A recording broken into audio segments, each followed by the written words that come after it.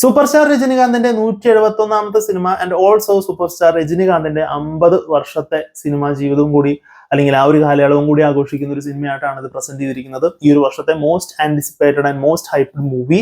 എന്നെ സംബന്ധിച്ചിടത്തോളം ബോറടിക്കാതെ കണ്ടിരുന്നു എന്ന് മാത്രം, ഒരു തരത്തിലും സാറ്റിസ്ഫൈ ചെയ്യാത്ത ഒരു മൂവി ആയിട്ടാണ് എനിക്ക് പേഴ്സണലി കൂലി എന്ന് പറഞ്ഞ സിനിമ അനുഭവപ്പെട്ടിട്ടുണ്ടായിരുന്നത്.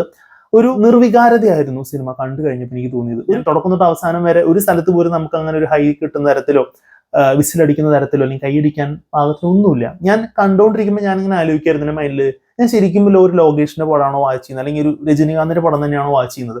ഇതിനേക്കാളും ഭയങ്കര മോശമായിട്ടുള്ള രജനികാന്തിന്റെ പടത്തിൽ പോലെ എന്തെങ്കിലും സംതിങ് ഉണ്ടായിരിക്കും കാണുവാനായിട്ട്.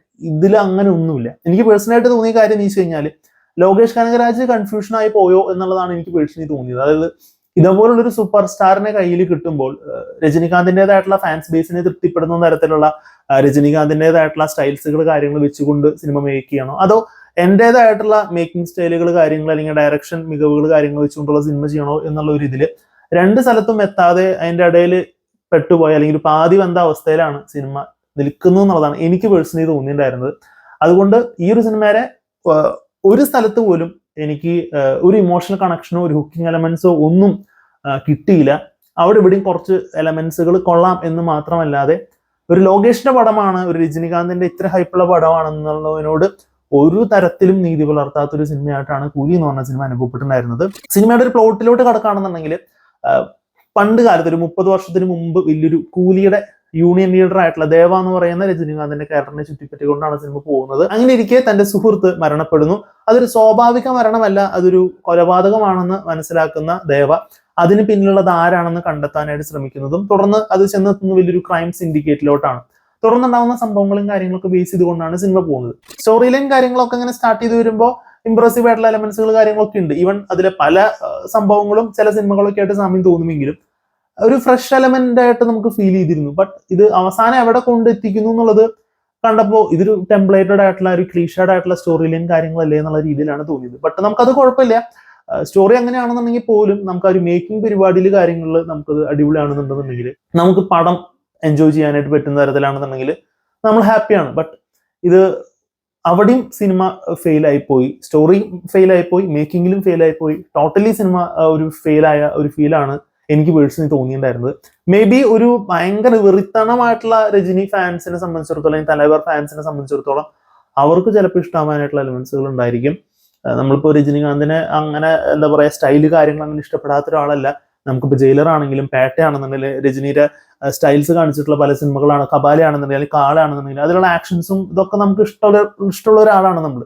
ബട്ട് ഇവിടെ എന്തോ എനിക്കത് വർക്കായില്ല എന്നുള്ളതാണ് പറയാനായിട്ടുള്ളത്. അങ്ങനെ ടോട്ടലി ഒരു നിർവികാരത നിറഞ്ഞിട്ടുള്ള ഒരു പടം, ഒരു ഇമോഷനും ഇല്ല, ഒന്നും ഇല്ലാത്ത ഒരു അങ്ങനത്തെ ഒരു മൂവി. തിയേറ്ററിലാണെന്നുണ്ടെങ്കിൽ പോലും തൃശ്ശൂർ ജോസിലാണ് ഞാൻ കണ്ടിട്ടുള്ളത്. തിയേറ്ററിലും യാതൊരു വിധത്തിലുള്ള റെസ്പോൺസും ഇല്ല. തുടക്കത്തിൽ രജനികാന്തിന്റെ ഒരു ഇൻട്രോ ജസ്റ്റ് കാണിച്ചപ്പോൾ അല്ലെങ്കിൽ ഒരു ടൈറ്റിൽ കാർഡ് കാണിച്ചപ്പോൾ ബഹളം വെച്ചു എന്നുള്ളതല്ലാതെ വേറെ ഒരിടത്ത് പോലും നമുക്ക് ഒന്നുമില്ല ഈ ഒരു സിനിമയിൽ. പിന്നെ ഈ ഒരു സിനിമയിൽ എന്തിനാണ് ഈ മോണിക്ക സോങ് കൊണ്ടുവന്നതെന്ന് ഞാൻ ആലോചിച്ചു പോയി. ഒരു ആവശ്യം ഉണ്ടായിരുന്നില്ല. ഈ ഒരു സിനിമയിൽ ആ ഒരു സോങ് ഇല്ലെങ്കിലും സിനിമ മുന്നോട്ടും. ബട്ട് അങ്ങനെ ഒരു സോങ് ആഡ് ചെയ്യണം എന്ന് കരുതിയിട്ട് ഫോഴ്സ്ഡ് ആയിട്ട് ആഡ് ചെയ്ത പോലെ സിനിമ കണ്ടപ്പോൾ തോന്നി. സിനിമയുടെ ഫ്ലോനെ അങ്ങനെ വലിയ കാര്യമായിട്ടൊന്നും ബാധിക്കുന്നില്ല എന്നുണ്ടെങ്കിലും അത് അൺവാണ്ടഡ് ആയിരുന്നു. ആൻഡ് അമീർ ഖാന്റെ കാമിയോ എന്തിനായിരുന്നു എന്നുള്ളതും ഞാൻ ആലോചിച്ചു പോയി. കാരണം അത് ഇപ്പൊ എന്താ പറയാ, അപ്പോൾ എനിക്ക് തോന്നിയത് വിക്രം സിനിമയിൽ സൂര്യനെ കൊണ്ടുവന്ന പോലെ ഇതിലും അമീർ ഖാനെ കൊണ്ടുവരാം എന്ന് കരുതിയിട്ടാണ് ചെയ്തത്.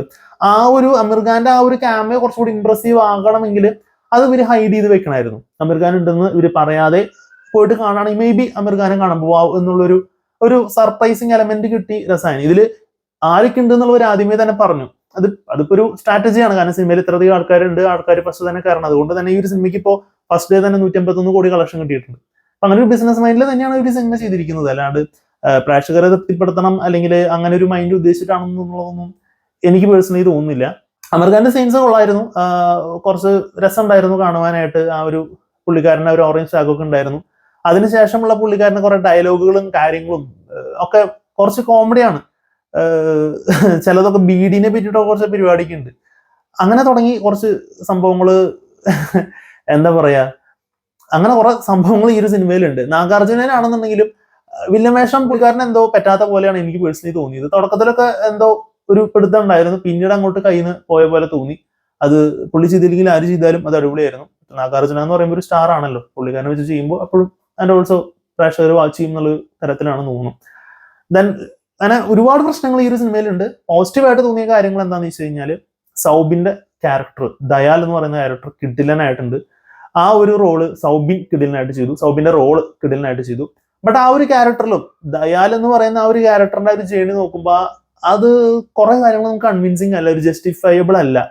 അത് കുറച്ചും കൂടിയും കാര്യങ്ങൾ നമുക്ക് കാണിക്കായിരുന്നു. ആൻഡ് ഓൾസോ ഇതില് ദേവ എന്ന് പറയുന്ന രജനീകാന്തിന്റെ ക്യാരക്ടറും സത്യരാജാണ് ഇവർ മരിക്കുന്നത്. സത്യരാജിന്റെ ആ ഒരു ക്യാരക്ടർ തമ്മിലുള്ള ആ ഒരു ഫ്രണ്ട്ഷിപ്പ് ഒരു സ്ഥലത്ത് പോലും ഡീറ്റെയിൽ ആയിട്ട് കാണിക്കുന്നില്ല. ഇവർ ഫ്രണ്ട്സ് ആണെന്ന് മാത്രമേ പറയുന്നുള്ളൂ, പക്ഷെ നമുക്കതൊരു ഫീൽ ചെയ്യണ്ടേ എന്താണ് എങ്ങനെയാണെന്ന്, അതൊന്നും സിനിമയിൽ പറയുന്നില്ല. ആൻഡ് ഓൾസോ ദേവയ്ക്ക് ഭയങ്കര പിടിപാടുണ്ട്, ഭയങ്കര ബാക്ക്ഗ്രൗണ്ട് ഉണ്ടെന്ന് കാണിക്കുന്നതായിട്ടുള്ള ഒരുപാട് എലമെന്റ്സ് ഉണ്ടെന്നുണ്ടെങ്കിലും അതൊന്നും ജസ്റ്റിഫയബിൾ അല്ല, അതിനൊരു ഒരു ഒരു ക്ലാരിഫിക്കേഷനും ഇല്ല. ഇപ്പൊ ജയിലറിലൊക്കെ നമുക്ക് അറിയാം പുള്ളിക്കാരന്റെ പിടിപാട് എന്താണ്, ഏത് റേഞ്ചിൽ വരെ പുള്ളിക്കാരൻ പോകുന്നുള്ളത്. അതുകൊണ്ട് തന്നെ ഈ ഒരു സിനിമയുടെ ക്ലൈമാക്സ് ഒക്കെ ഒട്ടും കൺവിൻസിംഗ് ആയിട്ട് എനിക്ക് പേഴ്സണലി തോന്നിയിട്ടുണ്ടായിരുന്നില്ല. അങ്ങനെയാണ് മൊത്തത്തിൽ പോകുന്നത്.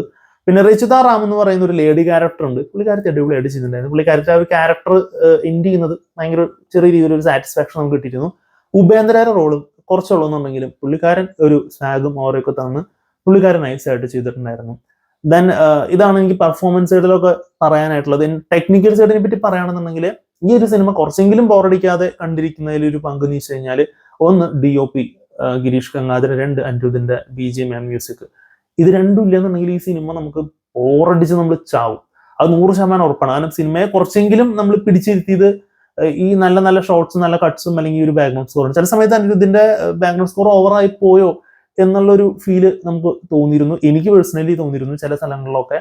ബട്ട് അത് മാനേജ് ചെയ്ത് വന്നു എന്നുള്ള രീതിയിലാണ് തോന്നിയിട്ടുണ്ടായിരുന്നത്.